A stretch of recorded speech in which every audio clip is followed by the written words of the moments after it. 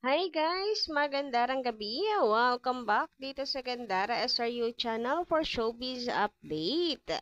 Andito na naman nga pong muli ang nagmamaganda ninyong kachismosang Kim Pao upang maghatid sa inyo ng latest update and fresh happenings patungkol kay Kim Chu and Paula Avellino.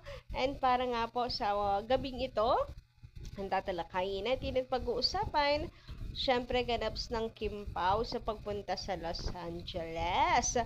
So ayun, nakarating na nga po ng safe ang Kim Pao. Thank you so much guys ha sa mga nagdasal para sa safety ng Kim Pao. Medyo mahaba-haba din ang biyahe nila.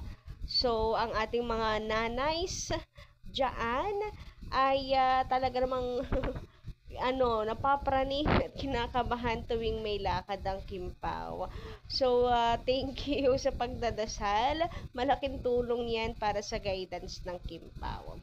Anyway, makasabihin niya, tinatawanan ko yung pagdadasal. No, natatawa ako kasi, syempre, nature na kasi sa mga nanay, yung kabahan parate, kasi mahal nila si Kim and Paolo. Parang anak talaga nila. Anak na yung turing nila kay Kim and Paolo, kaya gano'n.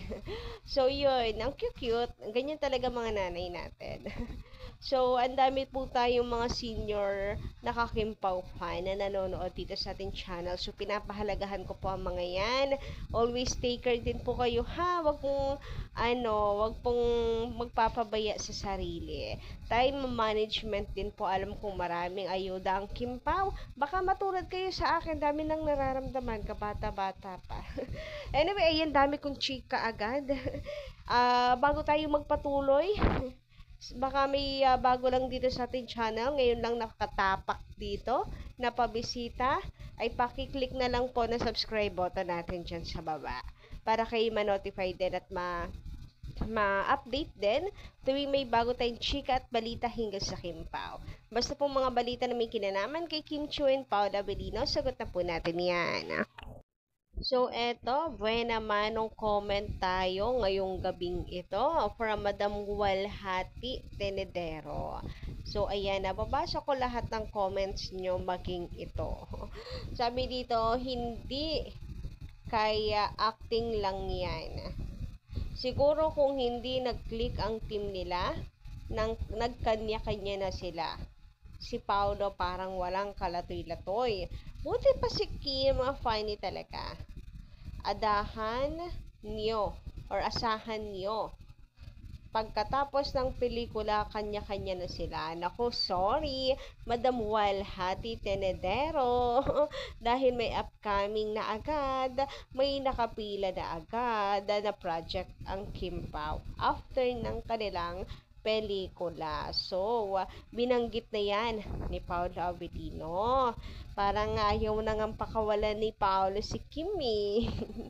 Talagang nasanay tayo na si Paolo ay hindi natatali sa love team. Pero this time, abay, kahit po hindi ginagapos ay nagpapagapos si Paolo Avellino sa love team nila ni Kim.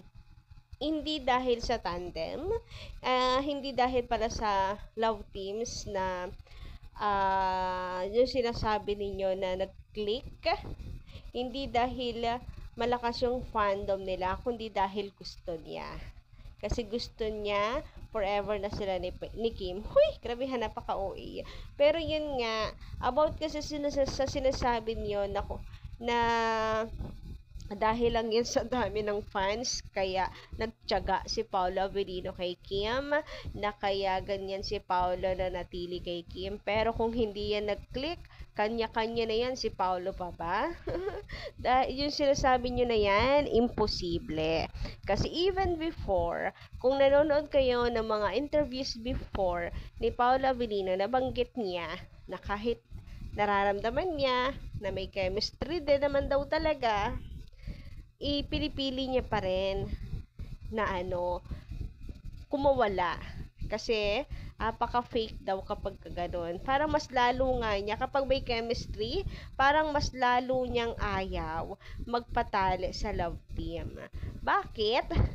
Kasi required na maging sweet. required daw na magpakilig. Ang fake daw nun, hindi niya kaya, hindi niya maatim na magpaka-plastic. Hindi niya maatim yun. So, ibig sabihin, pagdating kay Kim Chiu, atim na atim niya. Gustong-gusto niya.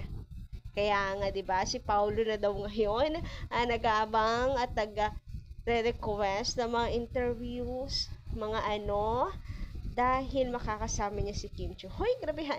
Basta, I mean, napakasipag ngayon ni Paulo. Hindi kagaya dati. Napakasipag na talaga ni Paulo Abilino at nakangiti. Huwag ka. Dati kahit tag-click, okay ha? Ito na. I-example ko ang punin. So, nagkaroon din talaga ng chemistry. Kaya nga, nakabuo sila ng fandom, di ba? Kaya nga, yung mga fans hindi rin makamove on. So, ayun, nagkaroon din naman talaga ng chemistry. Nagkaroon ng fandom. Nag-click din naman talaga. Pero, still, si Paulo kumawala. Kumawala pa rin si Paulo kasi ayaw niya. Hindi niya maatim na makipag-sweet-sweetan sa kalab team niya. Hindi niya kaya kumawala siya. So, doon nagsimula yung, paghihinagpis ng mga fans. Kasi parang, hindi pa rin nga sila ready, tapos nabuwag na agad. Kasi si Paulo, ayaw nga ni Paulo eh. Anong gagawin? Ayaw nga niya magpaka-fake, ayaw niya magpaka-sweet-sweet. Tapos, biglang dumating ang Kim Pao. And nagkataon lang talaga na mas malakas ang Kim Pao kaysa sa naunang nabuong fandom. Pero kung tutuusin, kung ginusto lang sana ni Paulo mag-stay, baka mas lumakas pa yung fandom na yon. Pero hindi sorry na lang. Kasi, umayaw si Paulo talaga as in. Ayaw niya makipag-sweet-sweetan. Napaka-fake kasi, hindi niya maatim yun. So, ngayon, ang Kim Pao, minado rin naman tayo, 'di ba? Na nagsimula din tayo sa maliit. Lumaki lang tayo ng lumaki kasi hinahayaan naman ni Paulo Abilino 'yon. Kasi gusto niya makatrabaho si Kim.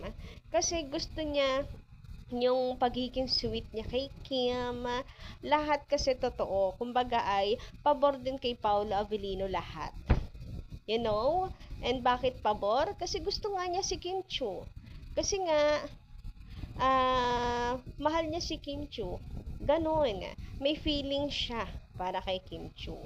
So, yun. Kaya sa sinasabi ninyo na dahil lang yan sa fandom, no.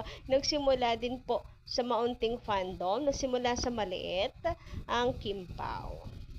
Sadyang ginusto lang ni Paulo Abilino na mag-stay hanggang sa lumaki kami ng ganito. Grabehan. Congratulations, Kim Pao fans.